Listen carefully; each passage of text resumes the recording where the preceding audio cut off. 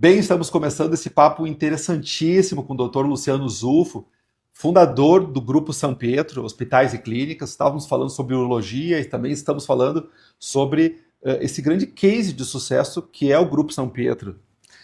E aí tu contava como é que foi esse início aí, com perrengues, com altos e baixos, com dificuldades que são próprios de todo empreendedor, né? De toda atividade empreendedora. Leandro, a gente fala, no começo foi difícil, né?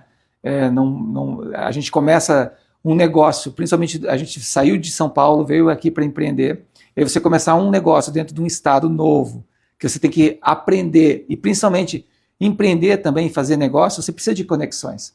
Né? A gente estava conversando agora há pouco sobre isso. O universo de negócios ele é feito de conexões, e as conexões são muito importantes, tanto para você acelerar o processo, como também para você aprender muitas coisas. Né?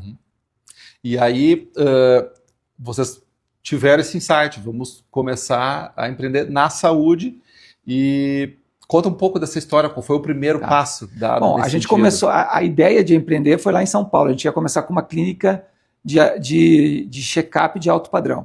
E aí no meio disso tudo a gente conheceu uma pessoa aqui de Porto Alegre que falou, olha, Porto Alegre está precisando empreender na saúde, eu tinha um projeto da minha MBA, que era um hospital dia, e aí a gente veio para cá, analisou o mercado, buscou referências aqui no mercado, fizemos um benchmarking aqui em Porto Alegre e vimos que cabia esse negócio aqui. E aí, como todo empreendedor, a gente abriu mão de tudo que tinha lá e veio para cá de corpo e alma para empreender em Porto Alegre. Depois disso foram surgindo oportunidades, daí desse hospital dia, que atendia várias especialidades, a gente focou mais em duas especialidades. Que existe até hoje. Lá na Dom Pedro. Isso. A gente focou, a gente viu que o mercado estava mudando também, a gente viu a verticalização acontecendo, e falou, não dá para ser bom em tudo, né? Como tudo na vida, a gente tem que, às vezes, falar, eu não vou ser bom em tudo, então vamos escolher duas especialidades. Claro que uma foi a urologia, porque já era uma especialidade que eu tinha conhecimento, isso ajuda a você digamos, acelerar os processos, e também fomos para o lado da oftalmologia. E aí, dentro desse tempo, hoje, a gente adquiriu em 2019 o Hospital Banco de Olhos, hoje nós temos mais 2 hospitais, o Hospital de Olhos de Canoas, que a semana passada foi iniciada a construção, e o Hospital de Olhos de Gravataí, e temos uma projeção de clínicas aí, de abrir algumas clínicas aí nos próximos anos dentro de Porto Alegre. E do meio disso tudo surgiu um novo negócio, que foi a São Pietro Sênior, em que nós nos colocamos, e hoje nós somos a primeira e, por enquanto, a única operadora de senior living dentro do Brasil. E como é que é empreender na saúde no Brasil? Empreender na saúde do Brasil não é fácil, porque ao mesmo tempo que você tem uma demanda e uma necessidade muito grande da população, você tem uma legislação, você tem a saúde suplementar, que são os convênios, você tem o SUS também, por outro lado, ou seja, é um emaranhado complexo, né, de pensar em fazer administração e fazer gestão, que precisa, além de muita, eu costumo dizer, muita disciplina, né? Você tem que saber o que você está fazendo. Primeiro porque você mexe com uma coisa muito importante, que é a saúde das pessoas, a vida das pessoas. Então tem que ter esse compromisso. Não que as outras áreas não sejam importantes, mas se eu errar de fazer um parafuso, eu tenho outro parafuso. Agora, se eu errar de cuidar da vida de uma pessoa, se eu crio algum problema, isso não vai ter volta. Eu não tenho como voltar atrás dessa etapa e começar de novo. Né? Então tem uma responsabilidade tanto social quanto humanitária muito grande, mas também tem uma questão que dentro da saúde, por exemplo, um hospital, ele não é só um negócio. Lá dentro você tem a parte do atendimento, você tem a farmácia, você tem a nutrição, você tem a parte de vendas, ou seja, você tem que ter skills e conhecimentos muito diversos e juntar tudo isso para dar o resultado no negócio.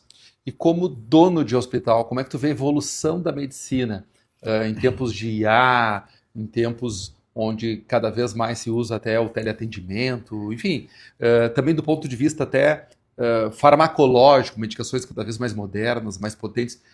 Do tempo lá de faculdade para cá, assim, tu vê que há uma evolução geométrica ou as coisas são mais conservadoras na medicina? Não, nós estamos evoluindo muito rapidamente e eu acho que a saúde vai evoluir muito mais. Por exemplo, eu entrei na faculdade, a gente fazia cirurgia com bisturi. Hoje nós temos um robô operando. Né? Então, assim, a gente está falando de 20 anos. Sim, nem é tanto assim. Não é tanto tempo assim. E quando você olha no futuro, o que está sendo desenvolvido fora do país, quando você vê os estudos que estão sendo desenvolvidos, tanto de medicamento quanto de tecnologia, a própria IA, a IA vai fazer uma revolução na saúde. Não porque vai substituir médico, vai substituir enfermeiro. Na verdade, até tem um pesquisador de Harvard que em 1958, era professor Slack, ele foi perguntado, a máquina vai substituir os médicos? Ele falou, o médico que for substituído pela máquina merece ser substituído pela máquina. Sim. Então, na verdade, hoje existe muita coisa sendo desenvolvida e quando você começa a ver o que está sendo feito fora do Brasil e as tecnologias que estão aparecendo, eu fico muito feliz que todo mundo vai ganhar. A gente vai perder menos tempo, nós vamos ganhar mais rapidez no diagnóstico, a gente tem medicamentos que vão ser criados provavelmente nos próximos anos e nós vamos curar muitas doenças que hoje são a aflição das pessoas. É claro que isso tem um tempo. Né? E isso também tem o que? A gente tem que também medir, porque às vezes também muita tecnologia, a gente tira aquilo que a medicina e a saúde precisam, que é a humanização. A saúde, o braço, ou seja, o pilar mais importante de qualquer atendimento de saúde é você ser humano. Você está cuidando de pessoas do lado. A partir do momento que você bota muita tecnologia, você perde a humanidade. Então, o equilíbrio disso nos próximos anos é que vai fazer com que a gente desenvolva aí muitas coisas legais dentro da saúde. E para São Pedro, quais são os projetos assim de futuro, qual é a expectativa que o público deve ter em relação ao Grupo São Pedro? Bom, a gente está com a questão da oftalmologia, dos hospitais oftalmológicos aqui dentro do Rio Grande do Sul, que nós estamos desenvolvendo, nós vamos ter abertura de novas unidades, tanto de unidades clínicas quanto de hospitais aqui dentro do Rio Grande do Sul. Estamos já migrando para o nosso estado vizinho, Santa Catarina, com a parte de hospitais e clínicas. Na parte de Senior Living, nós estamos com as 2 operações aqui de Porto Alegre, a primeira já consolidada, a segunda vai abrir agora em julho, que é o Magno Moinhos São Pietro, o Três Figueiras já está consolidado, nós temos o de Canela que vai começar a comercialização em agosto, e estamos com aproximadamente 16 projetos de Senior Living sendo desenvolvidos dentro do Brasil. Então a gente projeta um crescimento muito importante dentro tanto das 2 áreas, mas o mais importante, além de ser um crescimento grande, a gente também tem que ter uma consolidação, a gente quer crescer com solidez, Sim. A gente quer crescer com o pé no chão. Com sustentabilidade. Com sustentabilidade. Nós passamos por um momento, acho que todo mundo que vem aqui deve falar, um momento econômico que não é dos melhores, né, essa taxa de juro alta, o momento econômico do Brasil, tantas mudanças que podem ocorrer nos próximos meses em termos de legislação. Inclusive com a reforma tributária agora, sendo implementada, agora em 2027, com mais vigor ainda. Não, Leandro, e vocês que trabalham com isso, vocês sabem, a gente vai ter que puxar um pouquinho o freio em 2027 para entender o que vai acontecer, para a gente poder projetar o que vai acontecer na frente. Né? Então, primeiro de tudo é ter tranquilidade, continuar crescendo.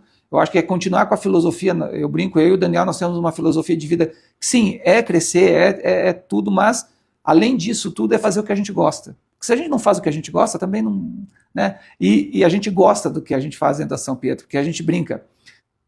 A gente acordar de manhã, a gente tem o nosso grupo de colaboradores, a gente saber que tem 600 famílias que estão trabalhando lá dentro da nossa estrutura e que estão mudando a vida de outras centenas e milhares de pessoas, isso acho que é o maior legado que qualquer empresa, ou qualquer pessoa, qualquer empreendedor possa ter.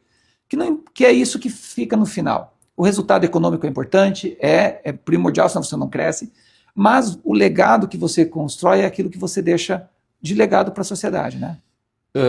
E eu vou perguntar aqui para o médico Luciano Zufo, que é um empreendedor de sucesso e certamente por conta disso uma agenda bastante atribulada.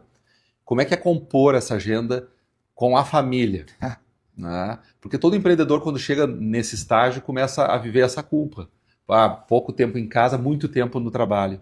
Como é que é administrar isso tudo? A gente, assim, eu, graças a Deus, eu tenho uma família maravilhosa, né? Meus filhos, minha esposa, eu considero o Daniel também, meu sócio, uma família. Então a gente brinca que a gente tem um núcleo familiar que tem que ser forte. Você me pegou. Falar de família é difícil, porque digamos assim, é uma incongruência muitas vezes. Você tem que abrir mão de coisas que você quer fazer com a família para você fazer coisas do outro lado. Eu, graças a Deus, eu tenho filhos maravilhosos, uma esposa maravilhosa, e a gente tenta aproveitar o tempo todo que nós temos de final de semana para estarmos juntos. É claro que a adolescência e a próprio crescimento familiar faz com que, às vezes, a gente não consegue estar junto. né? Meu filho, por exemplo, quer ir embora o ano que vem, quer fazer faculdade fora. Eu já sei que vai ser difícil. Mas eu acho que o legal é você chegar no final do ano e falar assim, pô, passamos mais um ano juntos, está todo mundo bem, todo mundo está crescendo, a família está crescendo, né? Eu acho que isso que é o importante de tudo. O tempo, eu acho que o tempo não é a quantidade de tempo, mas é a qualidade de tempo. Eu acho que muitas vezes as pessoas falam, mas eu fico o dia inteiro com meu filho.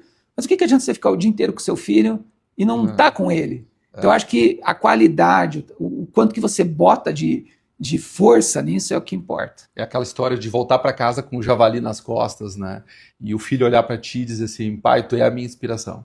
E eu tenho certeza que tu tem isso com teus filhos, eles te enxergam como um pai herói, um pai que é a inspiração deles, e o tempo que tu tem com eles, com a qualidade que tu oferece, faz de ti realmente um herói verdadeiro. Muito obrigado pela presença, espero que essa conversa tenha inspirado a muitas pessoas que nos acompanharam aqui, e até a próxima.